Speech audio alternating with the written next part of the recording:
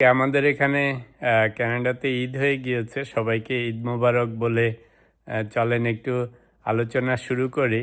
তো আজকের আলোচনাটা আসলে একটা ভিন্ন দিকে দৃষ্টি দিব। কেন হঠাৎ করে আমাদের সব বাঘ, সিংহরা এখন আর কোনো দায়িত্ব নিতে চাচ্ছে না, কিচেন ক্যাবিনেটের সদস্যও না, ওনারা কিচ্ছু জানতেন না, কিচ্ছু বুঝেন না, সব ডক্টর ইউনূস আর সো কল্ড কিচেন ক্যাবিনেটের লোকেরা করেছে।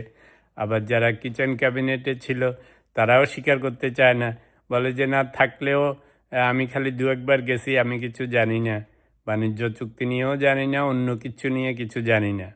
তা আসলে এটার পিছনে মনে হচ্ছে আরেকটা কারণ আছে। সেই কারণটা হচ্ছে রিসেন্টলি আপনার সোশ্যাল মিডিয়া, পত্রপত্রিকায়, ভারতীয় মিডিয়ায় শুনেছেন যে শেখ হাসিনা বলেছে যে আমার ট্রাভেল পাস রেডি করো, কোন জেলে রাখবা সেটা রেডি করো, আমি দেশে যাব, দ্রুতই যাব। তো এই কথা বলার পর থেকে আমাদের বাঘ, সিংহরা এখন আস্তে আস্তে মুশিক হয়ে যাচ্ছে। এই যত অ্যাডভাইজাররা বের হয়ে এসে এসে এখন বলতেছে আমি কিচ্ছু জানি না, আমি কিছুতে ছিলাম না, আমার কোনো দাম ছিল না, আমি ছেড়ে দিতে চাইছিলাম।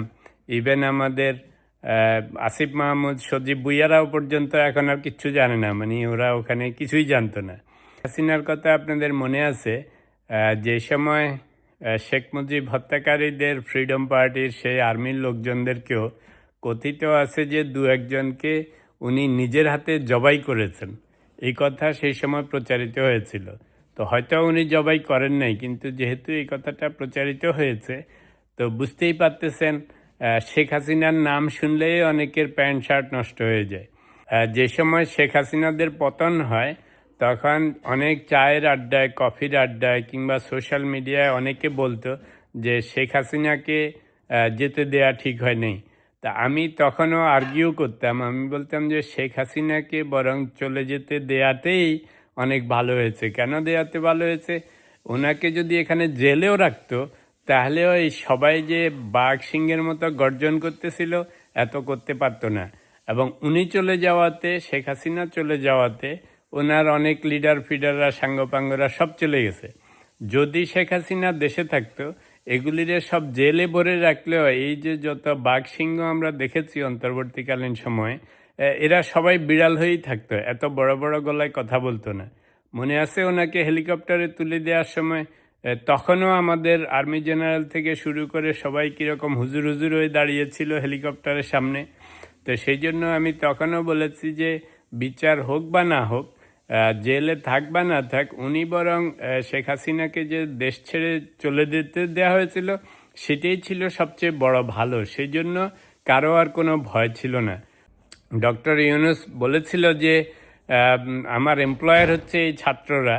তো আপনি বুঝতেই পারতেছেন এখন এমপ্লয়াররাও কিছু জানে না, এমপ্লয়াররা এখন কিচেন ক্যাবিনেটের কিছুই জানে না। ইভেন ডক্টর আসিফ নজরুল, উনি বলে, শোনা যায় উনি কিচেন ক্যাবিনেটের সদস্য ছিল, এখন উনিও বলে আমি কিচেন ক্যাবিনেটের সদস্য ছিলাম না, পরে বলে আমি থাকলেও দু একবার গেছি, আমি কিছু জানি না। বাণিজ্য চুক্তি সম্বন্ধেও কেউ কিছু জানে না। তা আমার ধারণা এই সব কিছুর মূলে হচ্ছে যে শেখ হাসিনা যখন ঘোষণা দিয়েছে যে হে আমার জন্য জেল ঠিক করো, আমার জন্য হেলিকপ্টার পাঠাও, আমার জন্য ট্রাভেল পাস রেডি করো, আম কামিং, এই এক কামিং শোনাতেই সবগুলির এখন ওই 12টা বেজে গেছে।